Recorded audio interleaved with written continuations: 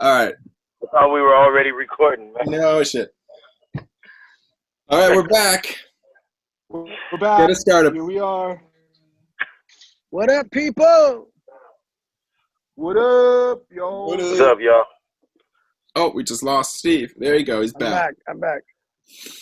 I have a glass of red wine. Cheersing the people. Ooh. All right, man. That's what's up. That red, what is it, Merlot or Cabernet?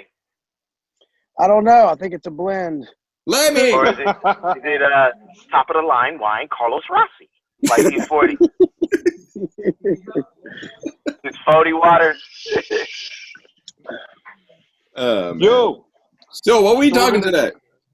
We're talking about Laserbeam, man. Dave just ran through like the way that the track began and like the whole story, and we didn't record none of that shit.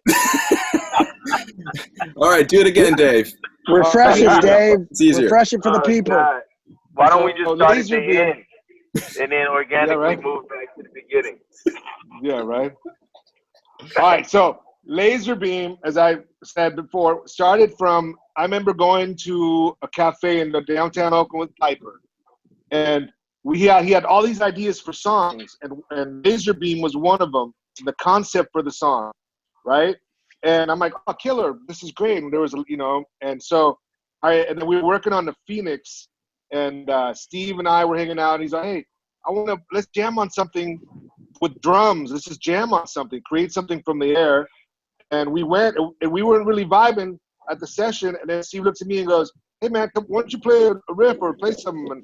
And I played the same kind of pattern for One Love, Under the Sun, those songs off the other recordings. I used those chord progressions, changed the key, and I started jamming with Reto. And then Reto started playing the beat, and then Steve started singing the melody. So there's like a freestyle jam of melody. The melody came from that. And then Piper came in, and we're like, let's do Laserbeam. It's about Laserbeam. And then he came in, and we put together the song, from what I remember, from that jam and that meeting in the cafe. And that's where, from what I remember, that's where it started. Dave lifted it to a key where I had to squeeze my legs together to hit the note. Hey! Yeah, Pinch my butt cheeks. That muscle between the testes and the asshole. Yeah.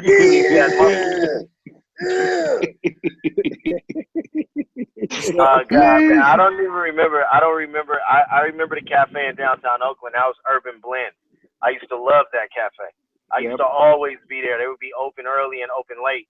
But damn, man, I don't even remember that conversation. I remember me and Steve coming up with that hook, and it was a dope hook. We knew that song was for our fans all day. I was just flashing back to like the X Games when we performed in where's that, in Aspen, when it was freezing our balls off with Damian Marley. And I just remember thinking about the X Games, you know what I'm saying, when we were making Laserbeam. So it's like we knew we had to incorporate, and that was back when we were on Empire, right? Yep. That was back when Ghazi gave a fuck about us.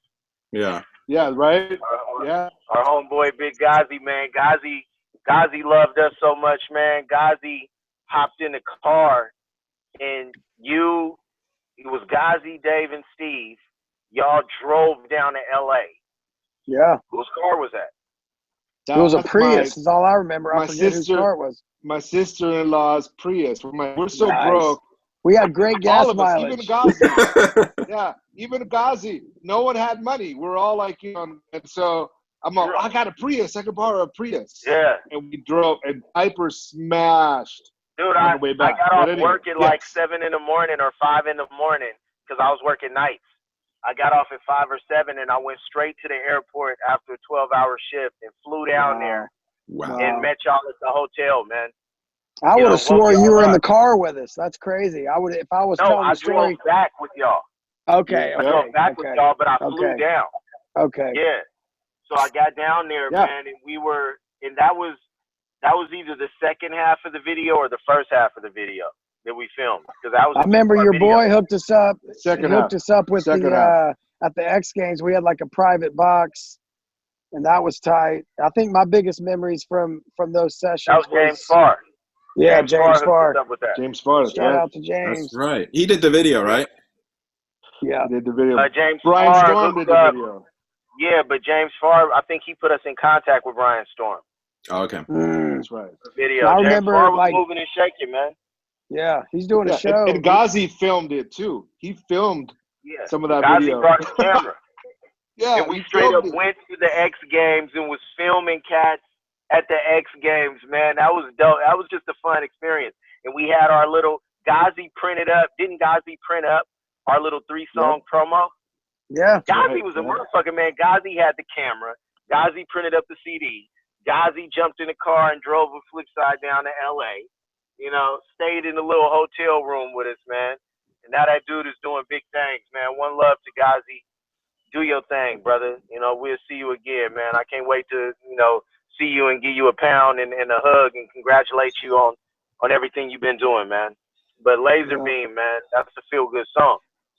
I'm My gonna picture play. is up at Reto's. That whole album, I picture that view. Reto, for you guys that don't know, lives in the Oakland Hills and has like that panoramic view. You can see the Bay Bridge, the Golden Gate Bridge, the Samurai. You can basically see the whole Bay Area. It's like one of the best views beautiful in the Bay. So that's what I picture when I think about that time, is just that view and just being inspired up in the hills overlooking the Bay. Just beautiful. I don't know. That's the picture of that view. Don't give his address. They'll rob No him. address. Well, you can kind of see the studio in the Living It Up video. You can kind of see it there.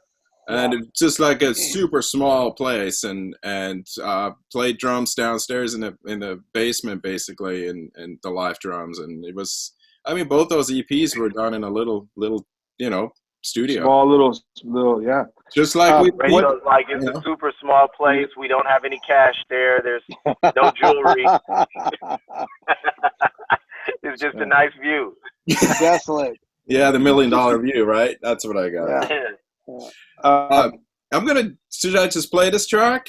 Yeah, Let me know if you want to hear something.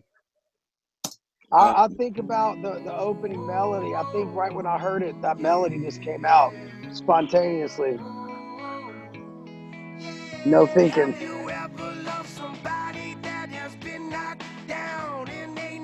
Those guitars were inspired by John Mayer, Heartbreak Warfare. Piper always helps me with my verses. I get like a Piper plugs them in. I know what you want to say, Bubba. Yeah, bro.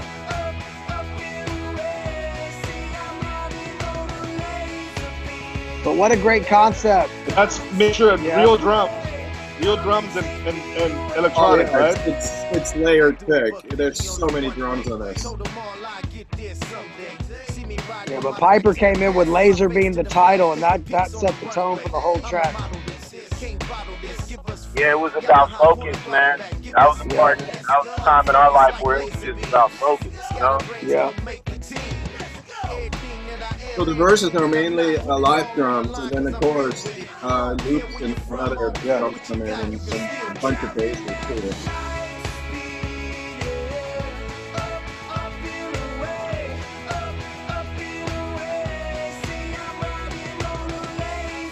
And that's you in the harmonies, right, Rachel?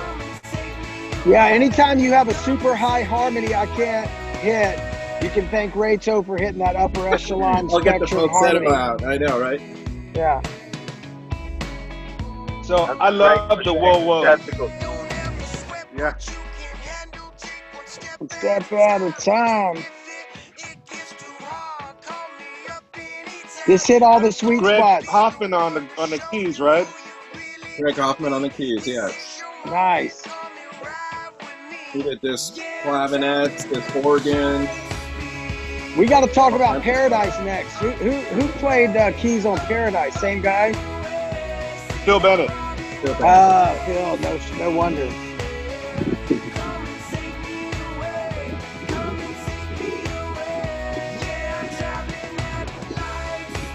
And let's see, solo's coming up, right? I'd say, like, as we're listening to this song talking about focus, I mean, this time we find ourselves in, it's never better than, figure out what you really want to focus on and define yourself in this moment we find ourselves in. Yeah. So this guitar solo is inspired by Danny California. Red Hot Oh, Chili Peppers. yeah. I would have never known that until you said that. Inside. Wow. Let's go. A straight bit. This song is hard to play solos live to. The part where it goes, wah, wah, that shit's hard as fuck to do live. I think Flipsyde, I just had a vision of Flipsyde having a show with the Chili Peppers before it's all said and done. Yeah. That would be sick. Do it there, man. You never know when it's going to be all said and done. I hate that lick, dude. I wish I never played that. I love that shit was lick. amazing. I can't fucking play it. I noticed. I always fuck that up. Always fuck that up. Every show. Always. Is that a double string bend? Is that what makes it Yeah. hard? Oh, you know what? I'm playing an edited version. This is we're not hearing the end of the track. Hold on 1 second. I want to, because that solo at the end here is Epic. killer. Amazing. It's fucked up. Hold it's on. fucked up. It's amazing. The melody is crazy. Screaming. Two guitars. Double track here.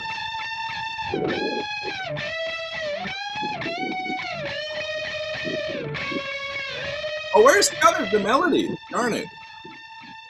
Yeah, where's the, that's not just that. Oh, Reto. Can't find it. Well, this session is, when did we record this? Like, hella long ago, like 2011. Yeah. If we got any engineer, sound guru, people that want to get in the game, I think Reto's going to start opening up some sessions and kind of walking through some of his magical techniques. So if you guys are tuning in and want to keep tuning in, we're going to have a lot of cool content coming about, the process. And that's one of the pieces is, Reto's done everything from working with Green Day to, there's too many names to go through, but he's going to open up and start going into some of his magical tricks. Let me know if the fans, let me know what songs you would like me to open up and just kind of dissect a little bit. I got all the sessions. Some of them are what, 17 years old? Wow. Jesus Christ. Wow. So one thing I got to say before, Awesome. if I don't say this, I'm going to be bummed I didn't say it. Now, this song came out in 2011. Right. And there's a song by Flo Rida called,